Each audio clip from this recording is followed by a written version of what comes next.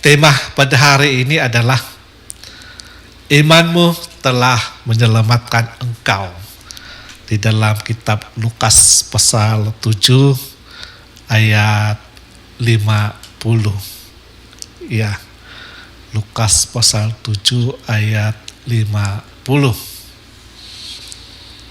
Dan kita tahu bahwa cerita ini sangat bagus bagi kita yang menderita dalam segala tekanan psikologi. Ini selalu biasanya tekanan jiwa ataupun penyakit jiwa, di mana menurut cerita ini perempuan ini adalah orang yang berdosa. Kita tidak tahu dosa apa, tetapi dia melakukan pekerjaan melayani Yesus dengan mengurapi Yesus, meminyaki Yesus dengan minyak yang mahal. Adalah baik sekiranya kita baca cerita ini ya, supaya kita dapat dipahami dengan lebih baik. Biarpun cerita ini panjang, sekurang-kurangnya kita dapat memahami apa yang Tuhan mau.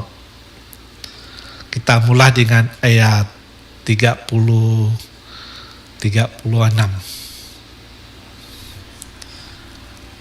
Ya, 37. Di kota itu ada seorang perempuan yang terkenal sebagai seorang berdosa. Ketika perempuan itu mendengar bahwa Yesus sedang makan di rumah orang Farisi itu, datanglah ia membawa sebuah buli-buli pualam berisi minyak wangi. Nah, dalam teks ini dia sebagai seorang yang berdosa, jangan kita pikir yang negatif ya. Contohnya pelacur begitu. Dia tidak tertulis pelacur, dia hanya tertulis seorang berdosa saja. Di sini banyak hamba-hamba Tuhan menambah-nambah. Dia tambah sebagai pelacur, aduh sakit juga. Jadi ini perbuatan itu jahat bagi Tuhan. Kalau kita tambah perempuan ini adalah seorang pelacur, itu Injil yang jahat bagi Tuhan. Kalau ini hanya tertulis dia terkenal sebagai seorang berdosa saja, dia tidak tulis sebagai pelacur. Meskipun Lukas menyembunyikan sesuatu dari perempuan ini, dari dosa perempuan ini, tetapi yang nyata adalah dia adalah seorang yang berdosa. Ayat 38, sambil menangis ia pergi berdiri di belakang Yesus, dekat kakinya, lalu membasahi kakinya itu dengan air matanya dan menyekahnya dengan rambutnya. Kemudian ia mencium kakinya dan meminyakinya dengan minyak wangi. Nah, coba bayangkan, perempuan ini menangis. Entah kenapa dia boleh menangis ya. Saya sendiri pun tertanya-tanya, sampai air matanya pun jatuh di kaki Yesus. Maknanya perempuan ini menangis terisak-isak. Dan coba lihat, di mana air mata itu menitis di kaki Yesus, perempuan itu menyekah dengan rambutnya. Dia lap itu air mata dia dengan menggunakan rambut, bukan dengan kain lain. Kalau dalam konteks kita ambil kain, kita lap kaki Yesus. Tapi ini tidak. Dia lap atau menyekah kaki Yesus dengan rambutnya sendiri. Lalu ia mencium kakinya. Dia cium kakinya dan kemudian dia meminyaki dengan minyak wangi itu. Wow. Perbuatan perempuan ini sangat unik, ajaib. Unik sekali, misteri, tetapi sangat dalam. Kenapa dia melakukan sedemikian? Tapi yang pasti adalah perempuan ini sangat mengenali Yesus Kristus. Dia sangat menghormati. Bukan sejak dia mendengar, tetapi dia sangat menghormati. Sampai dia menangis, menyeka dengan rambutnya, mencium kakinya, dan meminyaki dengan minyak wangi. Ayat 39, ketika orang Farisi yang mengundang Yesus melihat hal itu, ia berkata dalam hatinya, jikalah dia ini nabi, maksudnya Yesus, tentu ia tahu siapakah dan orang apakah perempuan yang menjamahnya ini. Tentu ia tahu bahwa perempuan itu adalah seorang berdosa. Nah, coba kita lihat pandangan orang Farisi ini. Perempuan ini dia menyentuh, tetapi orang Farisi dia menggunakan kata-kata yang lain, yaitu dia menjamah. Konyol kan? Kalau konteks kita kan, kalau menjamah orang, kalau dalam konteks yang tidak bagus, dikira macam meramas lah kan. Perempuan ini dia ramas-ramas kaki Yesus. Tetapi orang Farisi tafsir sebagai menjamah. Nah, ini salah satu kesalahan Farisi, orang Farisi. Dan ini juga merupakan perbuatan pikiran yang jahat dari orang Farisi. Ada hati yang jahat, ada pikiran yang jahat untuk mengenakan sesuatu yang jahat kepada Yesus Kristus. Ayat 40, lalu Yesus berkata kepadanya, Simon, ada yang hendak kukatakan kepadamu. Sahut Simon, katakanlah guru. Ada dua orang yang berhutang kepada seorang pelepas uang. Yang seorang berhutang 500 dinar, yang lain 50. Dua-dua orang ini berhutang lah ya. Karena mereka tidak sanggup membayar, maka ia menghapuskan hutang kedua orang itu. Siapakah di antara mereka yang akan terlebih mengasihi dia? Ayat 43, jawab Simon, aku kira dia yang paling banyak dihapuskan hutangnya itu. Kata Yesus kepadanya, betul pendapatmu itu. Ayat 44, dan sambil berpaling kepada perempuan itu, ia berkata kepada Simon, engkau lihat perempuan ini. Aku masuk ke rumahmu, namun engkau tidak memberikan aku air untuk membasuh kakiku. Tetapi dia membasahi kakiku dengan air mata dan menyekanya dengan rambutnya. Nah, coba bayangkan sekarang.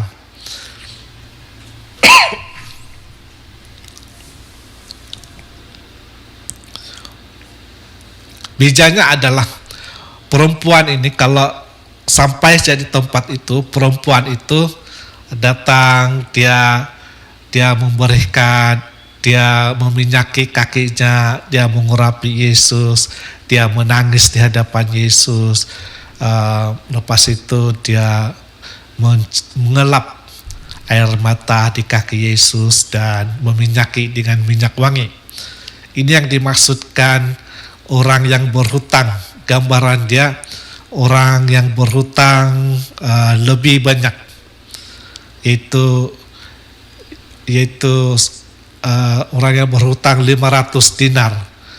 Dan yang satu ini 50 digambarkan Simon Petrus, dan berhutang 500 ini digambarkan perempuan itu.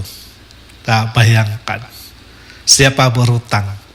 Berhutang ini dalam bahasa Yunani, kalau dosa itu tidak ada, tapi kalau bahasa Yunani dosa itu hutang, ya. Dan kita lihat di sini, engkau tidak mencium aku. Nah, tetapi sejak aku masuk, ia tiada henti-hentinya mencium kakiku. Nah, jauh bijak kan? jauh beda di antara Simon dengan perempuan ini.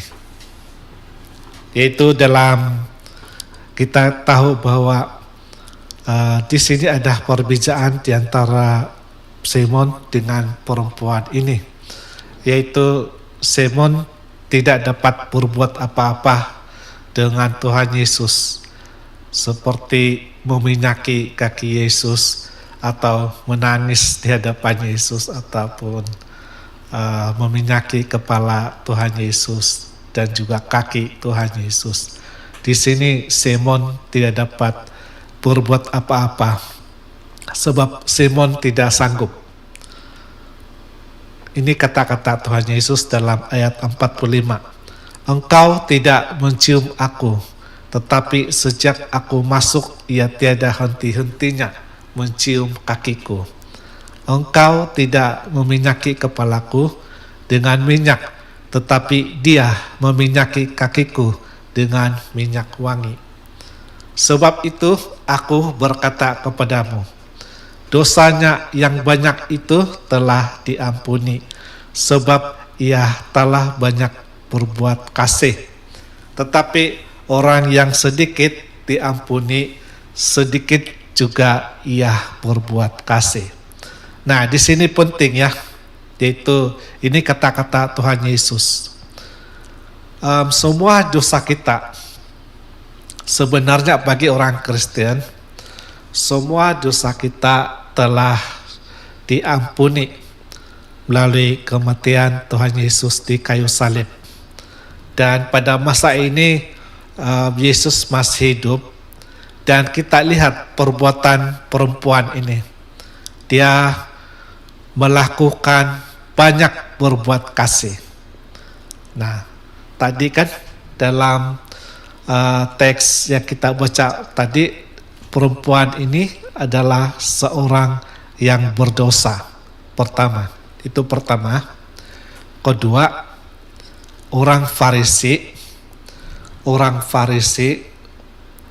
membuat satu kata-kata yang membuatkan perempuan ini tertekan psikologi, yaitu tuduhan bahwa perempuan ini mendekati Tuhan Yesus untuk tujuan menjamah, atau dengan kata lain yang lebih keras, meramas lelaki ini. Nah, sekarang kita pastikan ini yang luar biasa. Ini yang luar biasa. Sebab ia telah banyak berbuat kasih. Nah, apa masalah dia sebenarnya? Saya pun berpikir, apakah kesalahan perempuan ini? Dia banyak berbuat kasih. Mungkin kebajikan, dia mengasihi orang lain. Dan dalam cerita ini, perempuan ini mengasihi Yesus lebih daripada yang sepatutnya. Dan kita tahu perbuatan perempuan ini adalah menunjukkan kasihnya. Dan coba bayangkan dengan orang lain. Dia hidup dengan penuh kasih. Dibandingkan dengan orang Farisi yang selalu mencari kesalahan semua orang. Mungkin karena orang Farisi mencari kesalahan itu sesuai dengan hukum Taurat. Tidak ada salah juga. Sebab memang itulah yang dilakukan oleh orang-orang Farisi ini. Sebab mereka juga melakukan bekerja melayani menurut hukum Taurat. Dan kita melihat bahwa perempuan ini sangat berdosa bagi mereka. Tetapi bagi Tuhan Yesus melihat bukan dari kesalahan atau dosa yang ada pada diri mereka atau pada diri perempuan ini. Tetapi Tuhan Yesus melihat kasih yang ada di dalam diri perempuan ini. Ini yang luar biasa. Meskipun orang melihat bahwa perempuan ini sangat berdosa, kita tidak tahu apa kesalahan perempuan ini. Tetapi yang pasti jangan kita pikir yang negatif. seperti perempuan ini bekerja sebagai pelacur. Nah, itu tidak tertulis dalam teks ini ya. Kita tidak boleh menambah-nambah. Jangan mengarang, jangan karang ya. Jangan karang. Sekali lagi, para YouTuber ataupun hamba-hamba Tuhan yang lain, jangan coba karang mengarang. Ikut kita punya interpretasi sendiri supaya khotbah-khotbah kita itu sesuai dan lurus berjalan ikut kita punya tema. Tidak. Ingatkan lagi, perempuan ini hanya tertulis orang yang berdosa. Meskipun ada pikiran lain yang menganggap mungkin Lukas menyembunyikan kesalahan atau dosa perempuan ini. Iya kan? Tetapi kita lihat peristiwa ini yang Tuhan Yesus cakapkan pada masa itu, yaitu Tuhan Yesus tidak mengingati ataupun tidak menceritakan dosa perempuan ini, dan tetapi Tuhan Yesus tahu dosa apa yang ada di dalam hati perempuan ini, dan Tuhan Yesus melihat bahwa antara dosa dan kasih, ternyata kasih itu telah menutup dosa perempuan ini. Ini yang luar biasa apa yang Tuhan Yesus beritakan kepada sekitarnya, pengunjung ataupun pelayan-pelayan di rumah pada masa itu. Dan Yesus mengatakan dosanya yang banyak itu telah diampuni sebab ia telah banyak berbuat kasih. Coba bayangkan, kita melihat di sekitar kita mereka berhabis mencari pahala, ya, tidak ada masalah. Tujuan sebenarnya inilah supaya dosa-dosa yang dilakukan oleh individu itu diampuni. Mereka berbuat kasih, mencari pahala, mencari makan orang, ataupun kebajikan dan sebagainya yang difikirkan baik bagi diri sendiri dan juga orang lain. Dan tidak ada salah kita berbuat baik, sebab semua perbuatan baik itu adalah menurut kehendak Tuhan, bukan kehendak kita masing-masing. Sebab Tuhan mengkehendaki kita berbuat baik, bukan untuk berbuat jahat. Kalau kita berbuat jahat, bermakna Tuhan tidak akan mengkehendakinya. Apa yang Tuhan mau adalah kita berbuat baik, dan inilah yang dilakukan oleh perempuan ini. Dan jangan tanya kalau kawan-kawan kita lebih suka berbuat baik daripada berbuat jahat. Perlu diingat, tulis dalam pikiran dan hati bahwa orang yang berbuat baik ini jika lebih berbuat kasih, maka dosa mereka juga akan diampuni. Ini kata-kata Tuhan Yesus.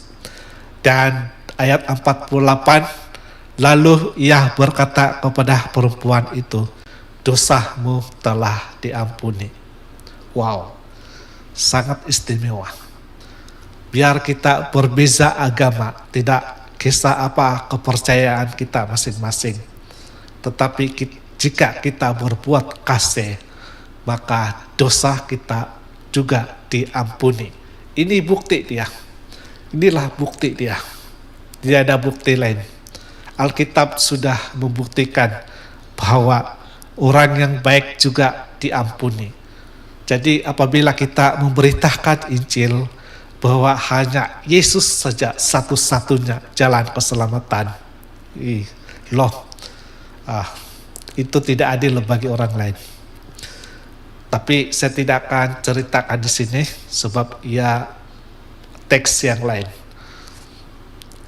Dan ayat 49, dan mereka yang duduk makan bersama dia berpikir dalam hati mereka, siapakahlah ia ini sehingga ia dapat mengampuni dosa. Sama juga dengan kita. Kalau dosa orang diampuni, kita juga bertanya, siapa kau? Kau siapa? Kau kenapa dosanya diampuni? kau siapa ini sebenarnya? Lebih kurang begitu ya. Saya hanya lakukan balik supaya kita paham. Dan ayat 50, tetapi Yesus berkata kepada perempuan itu, imanmu telah menyelamatkan engkau. Pergilah dengan selamat. Sungguh indah kata-kata ini. Imanmu telah menyelamatkan engkau. Oleh karena orang berbuat baik, berbuat kasih, dosa diampuni. Dan di dalam perbuatan kasih itu timbul satu iman yang dia percaya bahwa kita berbuat baik supaya kita diampuni dan diselamatkan oleh Tuhan. Dan agama lain pun percaya akan hal ini dan diberitahukan akan kabar baik seperti ini. Dan tidak heranlah banyak orang yang berbuat kasih semata-mata supaya dosa diampuni dan pergilah dengan selamat. Nah, apa yang penting di sini adalah di dalam gereja kita setelah habis kebaktian selalu kita berdoa penutup, pulanglah dengan damai dan sejahtera, pulanglah dengan penuh sukacita, wajah Tuhan menyinari kita. Lebih kurang begitu. Tetapi kita lupa bahwa ini tidak diamalkan di gereja. Kenapa ya? Saya pun rasa pelik ya, saya pun rasa heran. Sebab kebanyakan orang yang datang ke gereja sebenarnya orang yang berdosa. Mereka mencari Tuhan, bukan mencari hero. Mereka ingin meminta supaya Tuhan memberkati dan mengampuni dosa. Seperti kita ini orang sakit. Orang atau jemaat pergi ke gereja sebab sakit. Samalah dengan hospital. Orang pergi ke hospital sebab sakit tubuh badan. Jiwa lain lagi ya. Tetapi di gereja, kita ke gereja dan orang ramai ataupun jemaat ingin ke gereja sebab dirinya sakit, jiwa sakit, psikologi sakit karena berdosa, ingin meminta pengampunan Tuhan. Dan ini penting. Dan sebagai pendeta ataupun hamba-hamba Tuhan yang dipercayai Tuhan, sepatutnya ungkapkanlah kata-kata ini. Pergilah, imanmu telah ungkapkanlah kata-kata ini, yaitu imanmu telah menyelamatkan engkau. Pergilah atau pulanglah dengan selamat. Indah kan? Sangat indah kan di dalam gereja? Contohnya tadi masuk ke gereja dalam keadaan hati yang risau, sedih, ada tekanan jiwa dan sebagainya. Dan selepas ibadah sepatutnya hamba-hamba Tuhan menutup ibadah itu dengan cara imanmu telah menyelamatkan engkau. Pulanglah, pergilah dengan selamat ataupun dengan damai. Jadi betapa indah firman Tuhan hari ini, dan saya percaya seseorang yang memberitakan kerajaan Allah, contohnya melayani kesembuhan, ya, melayani kesembuhan. Setelah kita mendoakan orang sakit sembuh atau tidak, hanya Tuhan yang tahu. Sebab mujizat itu datang dari Tuhan tahu, bukan dari diri kita sendiri. Mujizat itu datang dari firman Allah yang bekerja di dalam diri seseorang itu, bukan dari diri kita sendiri. Tetapi Tuhan memakai Roh Kudus yang ada di dalam kita untuk menyatakan, menyampaikan, mengalirkan kesembuhan kepada orang-orang sakit. Maka setelah kita doakan mereka, dan kata-kata yang terakhir adalah kita boleh biasakan diri. Imanmu telah menyelamatkan engkau, ataupun imanmu telah menyembuhkan engkau. Imanmu telah mengampuni segala dosamu. Pulanglah dengan damai. Pulanglah dengan selamat. Indah kan? Maka sebagai wakil kerajaan Allah, inilah yang Tuhan kehendaki. Inilah yang Tuhan mau, sesuai dengan kehendak Bapa. Bukan kita meninggikan diri, merendahkan orang lain, mencari sensasi dan sebagainya. Sebab nanti akan nyata di surga nanti, hanya orang yang melakukan kehendak Allah itu yang akan dapat masuk ke surga yang kekal. Yang lain, meskipun kita sudah mengerti bahwa kita diselamatkan, jangan lupa Abraham, Ishak, dan Yakub hanya sekejap, satu saat saja memberi kita makanan di surga. Selepas itu kita dibuang ke dunia yang gelap, yang dipanggil skotos, di mana ada keretakan gigi. Di situ juga Yesus berbicara bahwa dunia kegelapan ini, Yesus juga mengatakan sebagai neraka bagi mereka. Jadi lakukanlah apa yang baik bagi Tuhan. Sebagai anak-anak Tuhan, kita di bumi ini bertanding dengan iman yang adil. Bukan suka-suka, bukan rekomen ini, rekomen itu.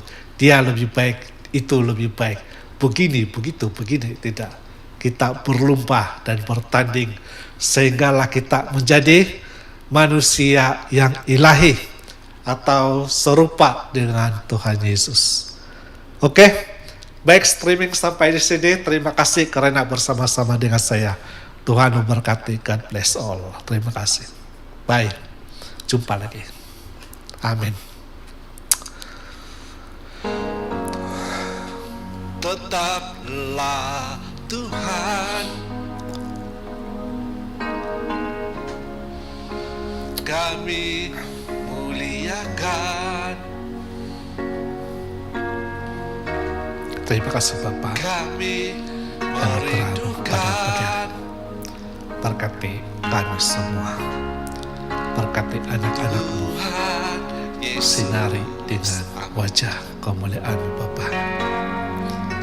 Terima kasih Tuhan. Kau Tuhan yang dimuliakan.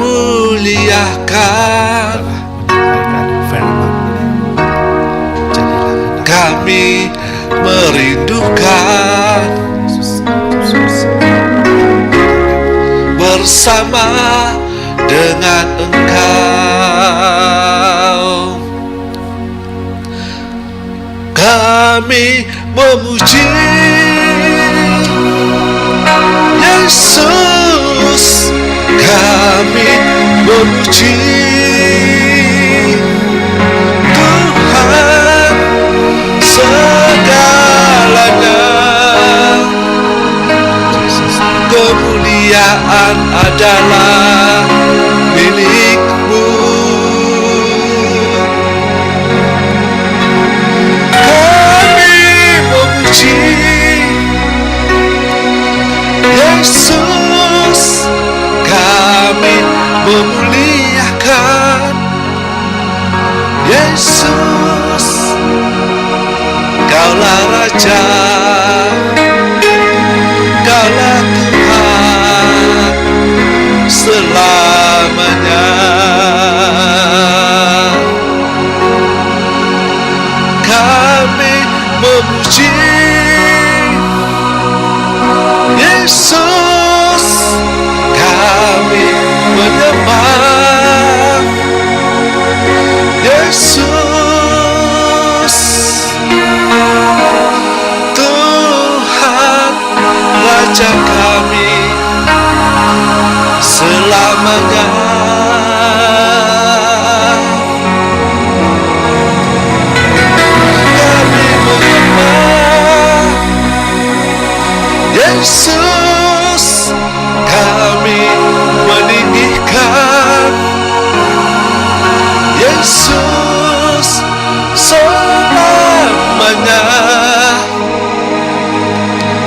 Engkau layak ditinggikan.